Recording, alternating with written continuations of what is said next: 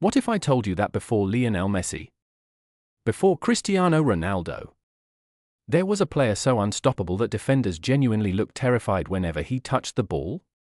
A player who combined the speed of a winger, the strength of a striker, the skill of a playmaker, and the finishing of a goal-scoring machine.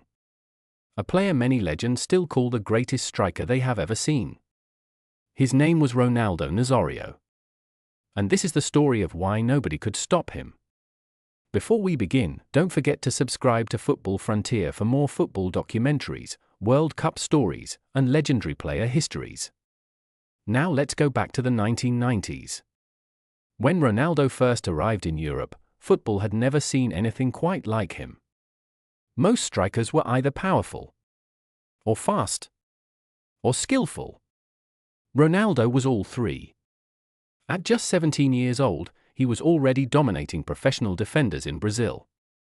Soon, European clubs came calling. His first stop was the Dutch club PSV Eindhoven. And almost immediately, he started scoring goals for fun. Defenders tried to mark him tightly. He would outrun them. They tried to give him space. He would dribble past them. No matter what they did, nothing seemed to work. But it was in Spain where the world truly discovered the phenomenon. In 1996, Ronaldo joined FC Barcelona. What happened next felt almost unreal. Week after week, he destroyed defenses. His acceleration was unbelievable. His balance was impossible to explain. And once he started running with the ball, stopping him became almost impossible. One goal perfectly captured his genius. Against Compostela, Ronaldo picked up the ball near midfield. Several defenders tried to stop him. They grabbed his shirt, pulled at his arms, threw themselves into challenges. It didn't matter. He simply kept going. Seconds later, the ball was in the net. Even the opposing fans couldn't believe what they had just witnessed. That goal became one of the greatest goals in football history. And it showed exactly why Ronaldo was different. He wasn't just fast. He was explosive. The first few steps of his acceleration were so powerful that defenders often reacted too late. By the time they moved, he was already gone. Then there was his dribbling. Most players used tricks to entertain. Ronaldo used them to destroy defensive structures. Stepovers, body feints, sudden changes of direction. Everything happened at incredible speed. Defenders never knew which way he was going. And neither did goalkeepers. Because once Ronaldo entered the penalty area, chaos followed. He could finish with his right foot, his left foot, from distance, from close range, around the goalkeeper, through defenders. There simply wasn't a weakness in his attacking game. But perhaps the most frightening thing about Ronaldo was his strength. People often remember the skills, but forget the power. Defenders would crash into him. And somehow, he stayed on his feet. His combination of balance, speed, and strength made him almost impossible to knock off the ball. It felt like trying to stop a train. Then came the World Cup, the biggest stage in football. And Ronaldo delivered. At the 2002 FIFA World Cup, he returned after years of devastating knee injuries that many believed would end his career. Most players never recover from injuries like that. Ronaldo did something extraordinary. He came back stronger, faster, hungrier.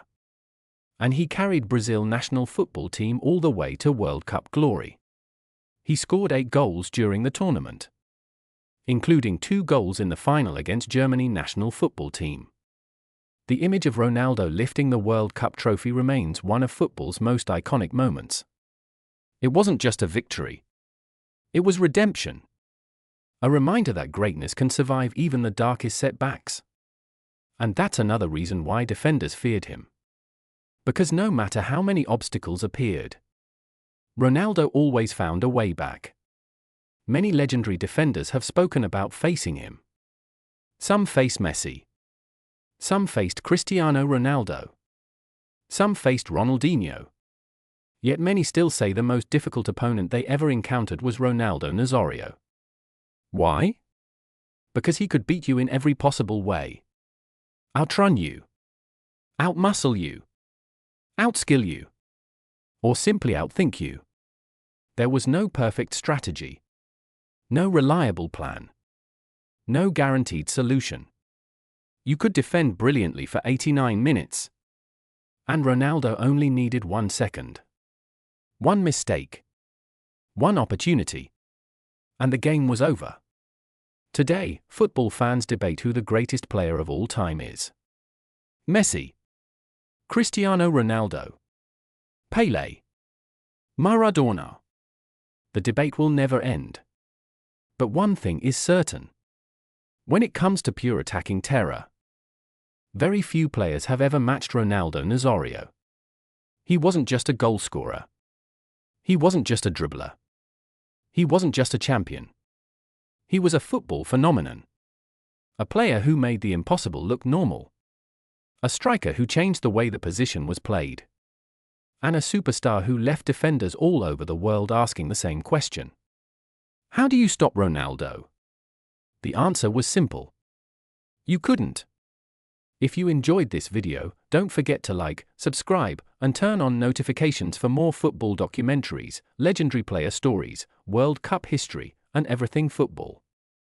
Thanks for watching. And we'll see you in the next video.